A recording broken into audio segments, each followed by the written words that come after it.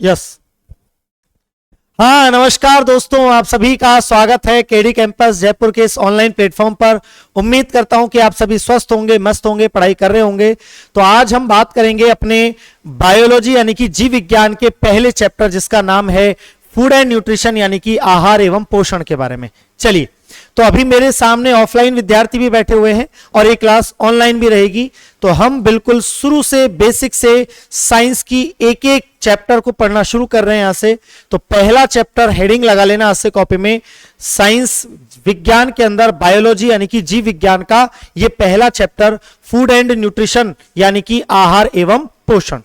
आज से हम यहां से चर्चा शुरू कर रहे हैं और कंप्लीट बायोलॉजी, केमिस्ट्री और फिजिक्स हम आज से शुरू कर रहे हैं। पूरी श्रृंखला जबरदस्त तरीके से यूट्यूब के ऊपर आप लोगों को कंप्लीट ये क्लासेस मिलेंगी पूरे सिलेबस के साथ। इसमें आपके सारे एग्जाम कवर हो जाएंगे। ठीक है, चलो आओ भैया, देखो चैप्टर है अपना आहार एवं पोषण यानी कि फूड एंड न्यूट्रिशन।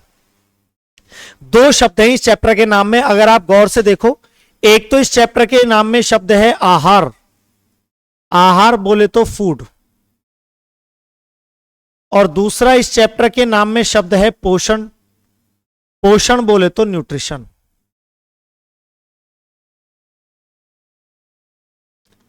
पोषण या न्यूट्रिशन,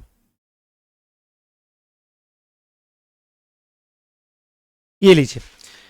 इस चैप्टर के नाम में दो शब्द हैं, एक तो शब्द है आहार, दूसरा शब्द है पोषण। आहार का मतलब होता है खाना, भोजन। ठीक है, यानी जो हम खाना खाते हैं, जिसकी हमें आवश्यकता है दिन भर में। हमारे शरीर को एनर्जी चाहिए, हर एक काम करने के लिए हमारे शरीर को ऊर्जा या एनर्जी की आवश्यकता है। और वो ऊर्जा हमें कहां से प्राप्त होगी? वो ऊर्जा हमें प्राप्त होगी कहां से? आहार से, यानी कि भोजन से। हम दिन भर में अलग अलग टाइम पर कुछ ना कुछ खाते पीते रहते हैं, जिससे हमें क्या मिलती रहती है? एनर्जी या ऊर्जा मिलती रहती है। हमारे शरीर की ग्रोथ यानी कि वृद्धि और विकास भी इसी खाने के माध्यम से होता है। तो खाना यानी कि आहार हमारे शरीर के लिए बहुत ज्यादा आवश्यक है। दूसरे नंबर पे शब्द आता है पोषण या न्यूट्रिशन। खाना खाने की विधि कौन सी है, हम किस विधि से खाना खा रहे हैं, इस विधि को कहते हैं पोषण यानी कि न्यूट्रिशन। और पोषण के आधार पर दुनिया में दो तरह के सजीव होते हैं। एक वो जो अपना भोजन खुद बनाते हैं, स्वयं बनाते हैं, किसी दूसरे सजीव पर निर्भर नहीं करते, उन्हें कहते हैं ऑटोट्रॉफिक यानी कि स्वपोषी। ऐसे जीव जो अपना भोजन स्वयं बनाए, जैसे कि पेड़ पौधे, ये सूर्य के प्रकाश की उपस्थिति में अपना खाना खुद बनाते हैं, सनलाइट की उपस्थिति में, तो ये कहलाते हैं स्वपोषी यानी कि ऑटोट्रॉफिक। दूसरे नंबर पे आते हैं हम जैसे जीव जो खाने के लिए दूसरे सजीवों पर निर्भर रहते हैं। और ऐसे जीव जो दूसरे सजीवों से अपना भोजन प्राप्त करते हैं, उन्हें हम कहते हैं परपोषी या विषमपोषी। उन्हें कहते हैं हिट्रोट्रॉफिक, उन्हें कहते हैं हिट्रोट्रॉफिक। तो दो चीजें आपको याद रखनी है। एक याद रखनी है आपको, जीव होते हैं स्वपोषी यानी कि ऑटोट्रॉफिक, और दूसरे नंबर पे जीव होते हैं परपोषी या विषमपोषी यानी कि हिट्रोट्रॉफिक। जो खुद का खाना खुद बनाए, दूसरे सजीवों पर निर्भर ना रहे, वो है स्वपोषी। इसमें अपन बेस्ट एग्जांपल दे सकते हैं, जैसे कि हरे पेड़ पौधे, है ना, हरे पेड़ पौधे या पेड़ पौधे भी कह सकते हो। तो जो पेड़ पौधे होते हैं, प्लांट्स होते हैं, पादप होते हैं, वो तो स्वपोषी का एग्जाम्पल है यानी कि ऑटोट्रॉफिक का एग्जाम्पल है। और जो जंतु होते हैं, जैसे कि हम खुद एनिमल्स, या हम कह सकते हैं फफूंद या कवक का नाम ले सकते हैं, हम बैक्टीरिया का नाम ले सकते हैं, ये सारे जीव दूसरे सजीवों से भोजन प्राप्त करते हैं। और ऐसे जीवों को हम परपोषी या विषमपोषी के नाम से जानते हैं। दो बातें तो आपको यहां पर समझ में आई। अब हम इस चैप्टर में बेसिकली पढ़ेंगे क्या? ये पूरा चैप्टर हमें खाने पीने की संपूर्ण जानकारी देगा। हम दिन भर में क्या खाते हैं, कैसे खाते हैं, कितना खाते हैं, और हमारे खाने में क्या क्या होना चाहिए, ये चैप्टर हमें सबकी जानकारी देगा। साथ में हम अपने दैनिक जीवन में खाने वाली सारी चीजों के बारे में सीखेंगे। आपके लिए क्या फायदेमंद है, क्या कोल्ड ड्रिंक आपके लिए फायदेमंद है, मैदा वाली चीजें, है ना, या फिर आप जो आटा खा रहे हैं गेहूं का, कौन कौन सी चीजें आपके लिए फायदेमंद हैं, कौन सी नुकसानदायक हैं, वो तमाम तरह की चीजें इस क्लास में हम सीखने वाले हैं। तो इस चैप्टर में हम एक शब्द जो बहुत ज्यादा इंपॉर्टेंट तरीके से सुनेंगे, वो शब्द रहेगा अपना संतुलित आहार यानी कि बैलेंस डाइट। एक शब्द जो हम बहुत ज्यादा सुनेंगे और जिसके बारे में ये पूरा चैप्टर हमसे चर्चा करेगा वो शब्द है संतुलित आहार, या इसी को बोलते हैं बैलेंस डाइट। अब ये संतुलित आहार क्या होता है भाई? संतुलित आहार का मतलब है ऐसा आहार या ऐसा भोजन जिसमें सारे के सारे न्यूट्रिएंट्स या सारे के सारे पोषक तत्व, जितने पोषक तत्वों की, जितने न्यूट्रिएंट्स की हमारे शरीर को आवश्यकता है, अगर वो सारे पोषक तत्व उचित मात्रा में, पर्याप्त मात्रा में हमारे भोजन में मौजूद हैं, जितना हमको चाहिए, ना ज्यादा ना कम, दोनों स्थितियां खतरनाक हैं, तो इतने ही पोषक तत्व अगर हमारे खाने में है तो हमारा खाना कहलाएगा संतुलित। अगर हमारे खाने में पोषक तत्व कम या ज्यादा हो गए तो हमारा खाना बन जाएगा असंतुलित। और जब हम असंतुलित खाना खाते हैं तो हम किसके शिकार हो जाते हैं दोस्तों? हम कुपोषण या मेल न्यूट्रिशन के शिकार हो जाते हैं। आपने ये शब्द तो कभी ना कभी सुना होगा, कुपोषण या मेल न्यूट्रिशन। तो कुपोषण से अलग अलग तरह की बीमारियां होती हैं, इसलिए हमें हमेशा कौन से खाने को अपनाना चाहिए? संतुलित आहार या संतुलित भोजन को अपनाना चाहिए। तो ऐसा भोजन जिसमें सारे न्यूट्रिएंट्स या सारे पोषक तत्व पर्याप्त मात्रा में मौजूद हैं, उचित मात्रा में मौजूद हैं, वो खाना है संतुलित आहार या बैलेंस डाइट। अब वो कौन कौन से पोषक तत्व, उनके नाम सुनना। तो सबसे पहले नंबर पे हम कह सकते हैं कार्बोहाइड्रेट। हमारे खाने में पर्याप्त मात्रा में कार्बोहाइड्रेट होना चाहिए, कार्बोहाइड्रेट होना चाहिए। इसके अलावा हमारे खाने में होनी चाहिए वसा, यानी कि फैट या लिपिड। हमारे खाने में शामिल होनी चाहिए वसा, जिसको हम कहते हैं फैट या लिपिड। इसके अलावा हमारे खाने में शामिल होना चाहिए प्रोटीन, प्रोटीन। साथ में शामिल होने चाहिए विटामिन और मिनरल्स, विटामिन्स और मिनरल्स। मिनरल्स बोले तो इनको हम खनिज पोषक तत्व या खनिज लवणों के नाम से भी जानते हैं। इसके साथ में हमारे खाने में शामिल होने चाहिए फाइबर्स, यानी कि रेशे, खाद्य रेशे। फाइबर्स को हम कहते हैं खाद्य रेशे। और साथ में हमारे खाने में शामिल होना चाहिए वाटर, यानी कि जल। हमारे खाने में शामिल होना चाहिए वाटर, यानी कि जल। तो अगर हमारे खाने में सारी की सारी चीजें मौजूद हैं तो हमारा खाना कैसा बन जाएगा? बैलेंस, यानी कि संतुलित। और अगर इनकी मात्रा क्या हो गई? कम ज्यादा हो गई, या इनमें से कोई एक आधा तत्व गायब ही हो गया, तो फिर ऐसा खाना बन जाएगा असंतुलित। और उसकी वजह से हमें मेल न्यूट्रिशन, यानी कि किसका सामना करना पड़ेगा? कुपोषण का सामना करना पड़ेगा। तो ये 2-3 पॉइंट आपको यहां से याद रखने, बहुत बेसिक से।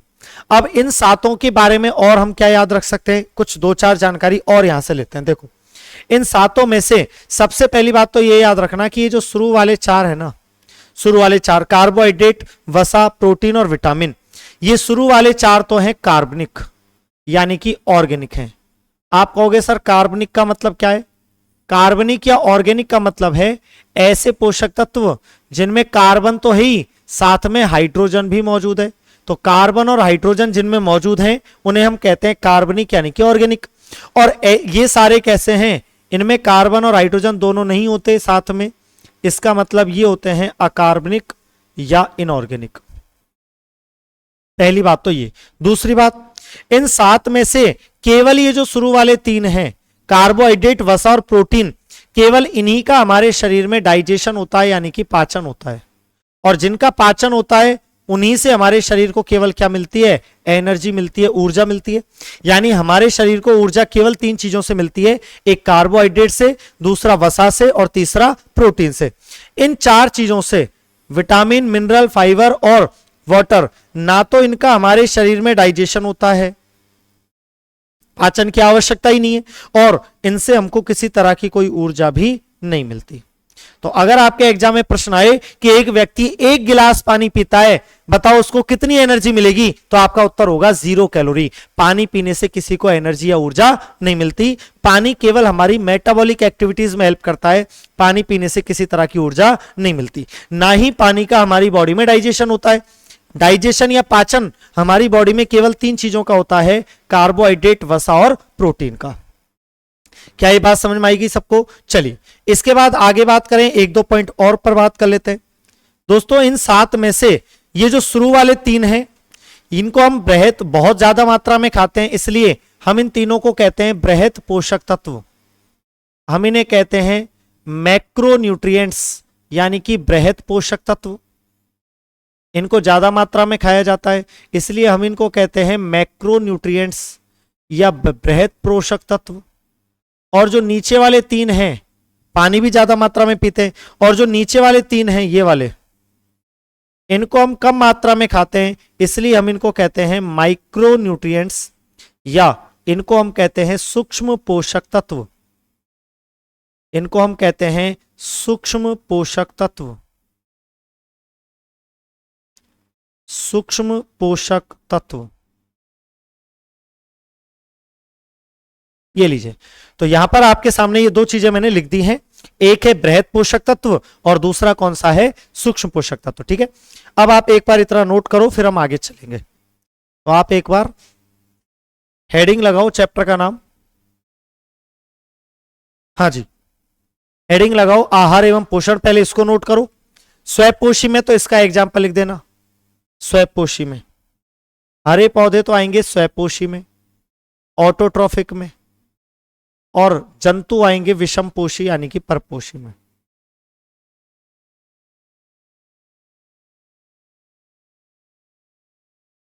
लिख दो दोस्तों, पहले इतना लिख दो।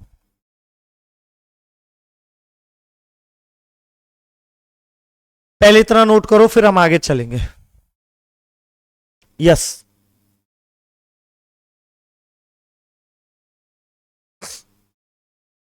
कंप्लीट साइंस हम पढ़ेंगे यहां पर।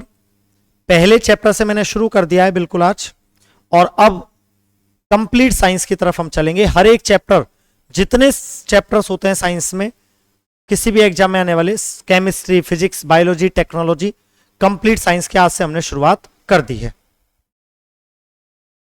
लिख लो इसको।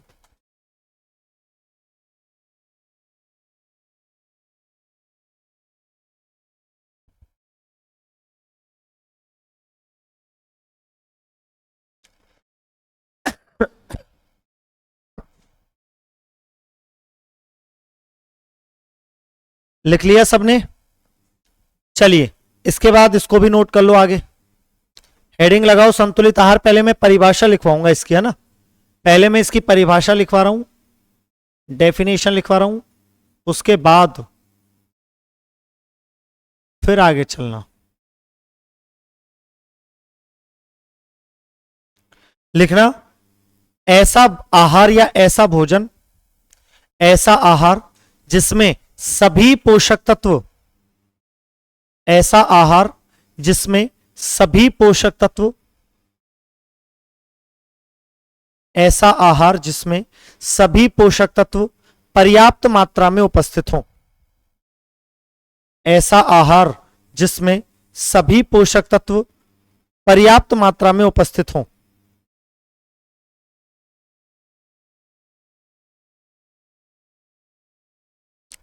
ऐसा आहार या ऐसा भोजन, the food which has all the nutrients in enough quantity, ऐसा भोजन जिसमें सभी पोषक तत्व पर्याप्त मात्रा में उपस्थित हों, उसे संतुलित भोजन या बैलेंस डाइट कहते हैं।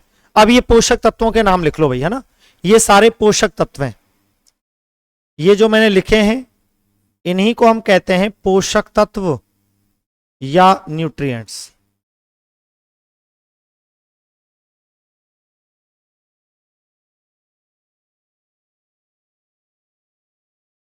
इन्हीं को हम कहते हैं पोषक तत्व या न्यूट्रिएंट्स। सारे के सारे पोषक तत्व पर्याप्त मात्रा में उपस्थित हों। ये पूरी सारणी बना लीजिए ऐसे कैसे, जल्दी से।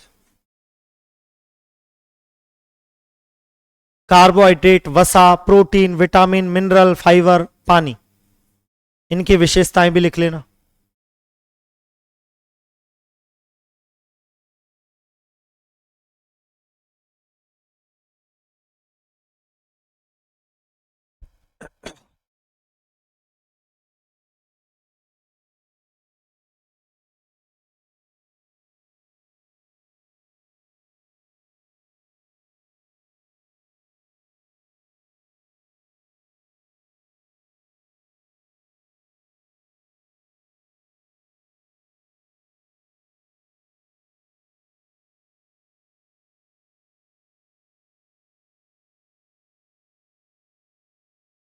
एक दिन में पानी कितना पीना है लगभग?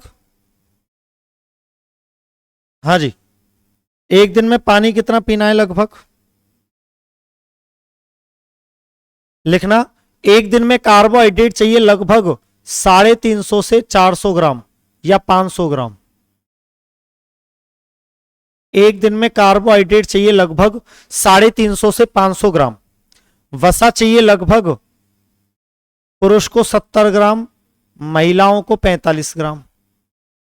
प्रोटीन भी लगभग 65 से 70 ग्राम पुरुषों को और 45 ग्राम महिलाओं को। विटामिन, मिनरल और फाइबर ये तो मिलीग्राम में चाहिए, बहुत कम मात्रा में चाहिए। और पानी एक दिन में चाहिए लगभग 3 से 4 लीटर। एक दिन में लगभग 3 से 4 लीटर पानी की हमें आवश्यकता होती है। एक दिन में लगभग 3 से 4 लीटर पानी की आवश्यकता हमें होती है। लिख दिया सबने यहां तक? थोड़ा जल्दी से लिखो, स्पीड से।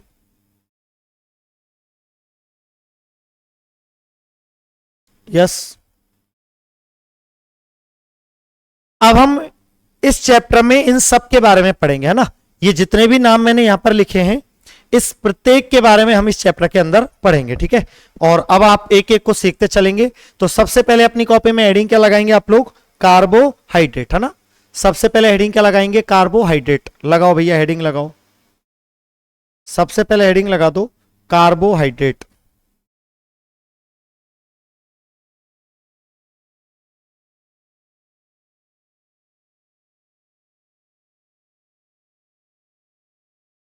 सबसे पहली हेडिंग लगा दो।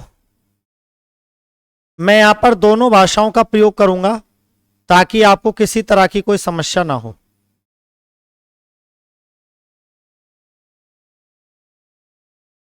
कार्बोहाइड्रेट, चैप्टर की पहली हेडिंग लगा दो कार्बोहाइड्रेट। देखो भाई, सुनो ध्यान से। आज हमारा उद्देश्य है कार्बोहाइड्रेट के बारे में पढ़ना। आओ, अगर आप कार्बोहाइड्रेट शब्द को गौर से देखोगे तो आपको इसके दो शब्द या दो टुकड़े नजर आएंगे। एक तो आपको नजर आएगा कार्बो, और दूसरा आपको इसमें शब्द नजर आएगा हाइड्रेट। कार्बो शब्द का मतलब होता है कार्बन, और हाइड्रेट शब्द का मतलब होता है जल, वाटर, पानी, H2O। पानी का सूत्र तो सबको पता है, क्या होता है पानी का सूत्र? H2O। कार्बन को हम रिप्रेजेंट करते हैं कैपिटल C से, और पानी में दो चीजें हैं, एक तो हाइड्रोजन है और दूसरा ऑक्सीजन है। तो कुल मिला के मैं ये कह सकता हूं कि कार्बोहाइड्रेट जो है वो तीन तरह के तत्व या तीन तरह के एलिमेंट्स से मिलकर बने हैं। और वो तीन एलिमेंट्स कौन कौन से हैं दोस्तों? तो वो तीन एलिमेंट्स कौन कौन से हैं? एक तो कार्बन, दूसरा हाइड्रोजन और तीसरा ऑक्सीजन। तो कार्बोहाइड्रेट तीन तरह के एलिमेंट्स या तीन तरह के तत्वों से मिलकर बने हैं, कार्बन, हाइड्रोजन, ऑक्सीजन। अगर आपसे कहा जाए कि भैया इनका रेशो क्या है, इनका अनुपात क्या है, तो आपसे मैं अगर पूछूं कि बताओ ग्लूकोज का सूत्र क्या है, तो आप कहेंगे कि सर ग्लूकोज का फॉर्मूला है C6H12O6। यही होगा आपका उत्तर। कार्बन कितने हैं यहां पर? 6। हाइड्रोजन कितने हैं यहां पर? 12। और ऑक्सीजन कितने हैं यहां पर? 6। बताओ यही है क्या आंकड़ा? 6 12 6 का। अब इनको काटना एक बार, 6 12 6 को 1 2 1।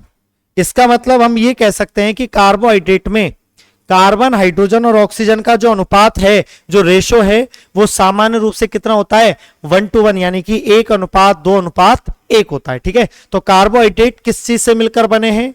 कार्बन, हाइड्रोजन, ऑक्सीजन से।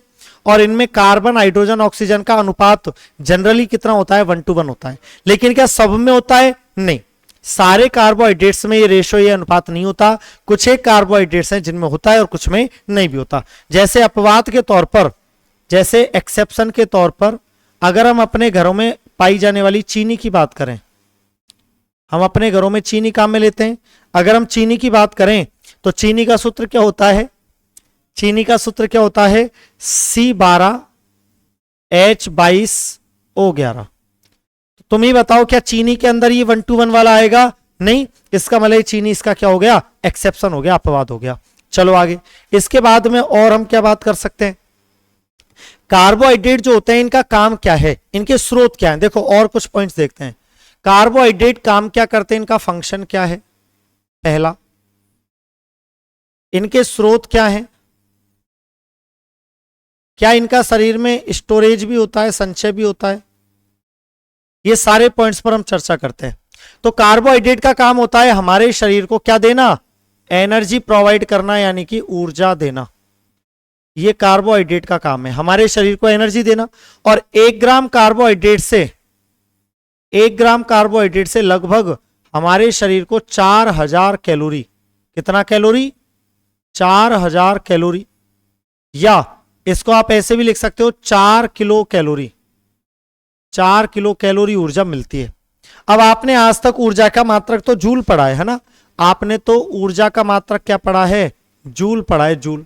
कि सर हमें तो इतना सुना था कि ऊर्जा का मात्रक जूल होता है, और आज आपने बता दिया ऊर्जा का मात्रक कैलोरी। अब हमें तो कंफ्यूजन हो गया कि कैलोरी बढ़ाए या जूल बढ़ाए। तो याद रखना, कैलोरी ऊर्जा का बड़ा मात्रक है और जूल ऊर्जा का छोटा मात्रक है। और 1 कैलोरी में लगभग 4.2 जूल होते हैं।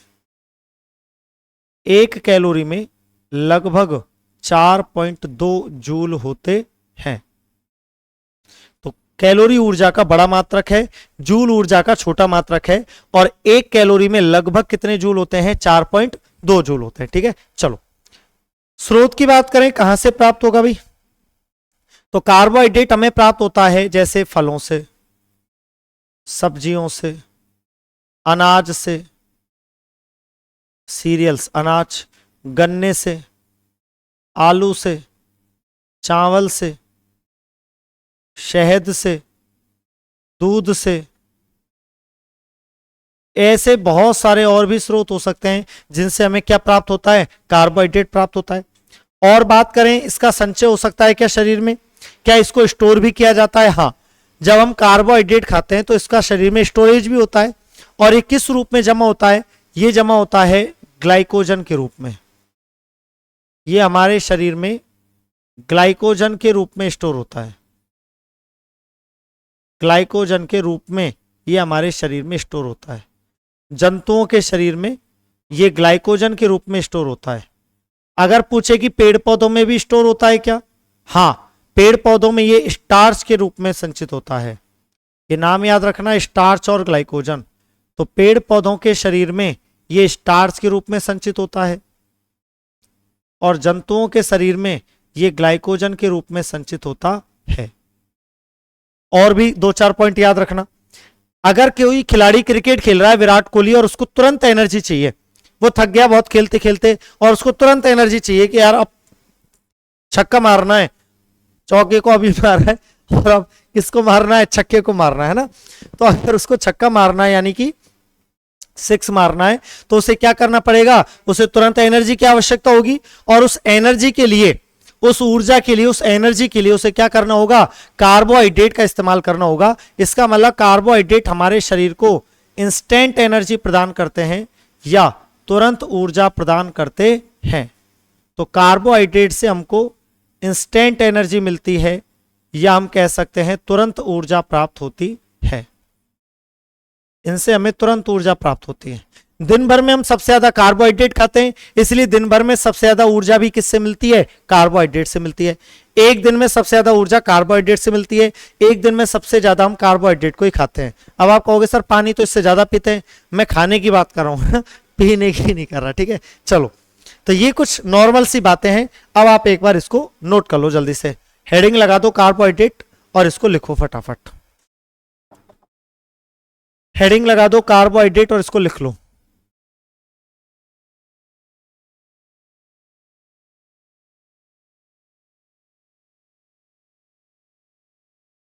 यस, लिखो जल्दी से।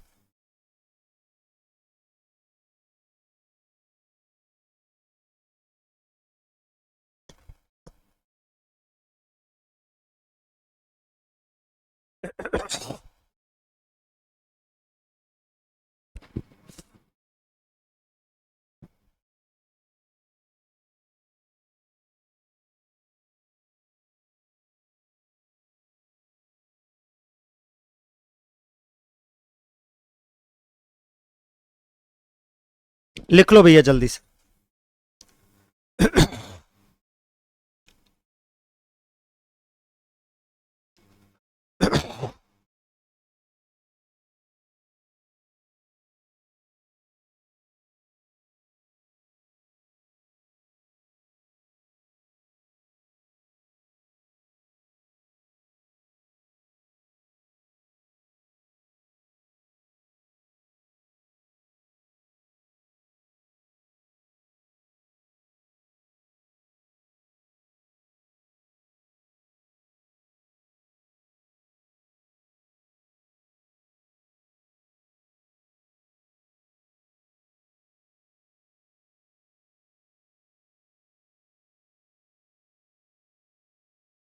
यस, लिख लिया यहां तक?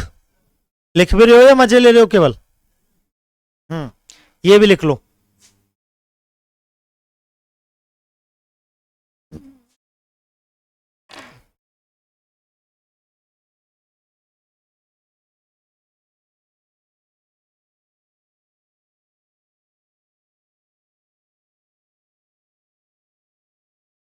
किसी को तुरंत ऊर्जा चाहिए?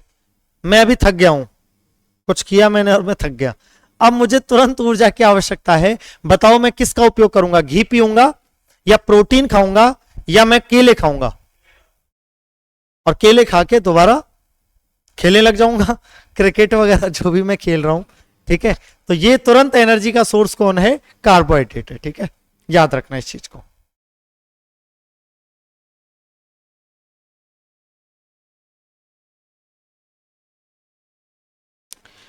बताओ पेड़ पौधों में किस रूप में जमा हो रहा है? स्टार्च के रूप में। और जंतुओं में किस रूप में जमा होता है? ग्लाइकोजन के रूप में। जंतुओं में ग्लाइकोजन के रूप में और पेड़ पौधों में स्टार्च के रूप में जमा होता है।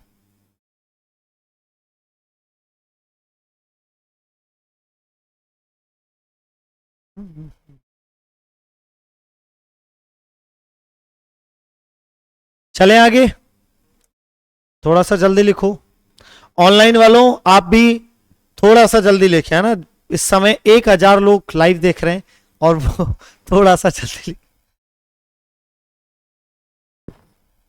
आज थोड़े कम जुड़े हैं बच्चे लाइव में, 1000 के आसपास। बाकी और दिन काफी संख्या रहती है।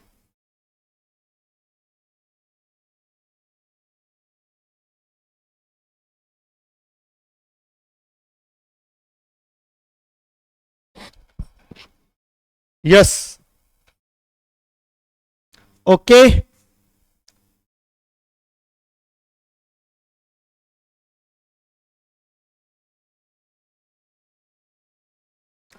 ये पीडीएफ आपको कहां से मिलेगी? बोर्ड की पीडीएफ ये आपको मिलेगी केडी कैंपस राजस्थान एग्जाम्स के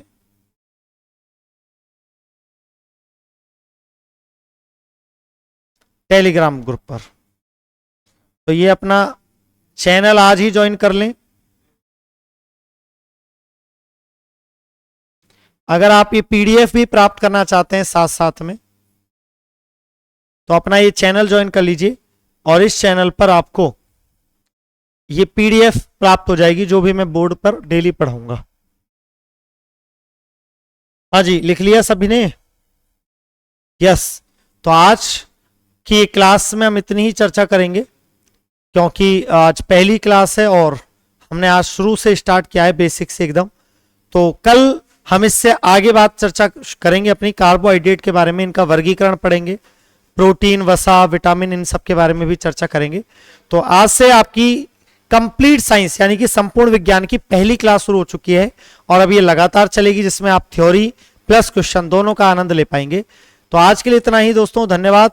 फिर मिलेंगे जल्दी एक नए जोश, एक नई ऊर्जा के साथ। तब तक के लिए बने रहें और देखते रहें सिर्फ और सिर्फ केडी कैंपस। धन्यवाद, शुक्रिया।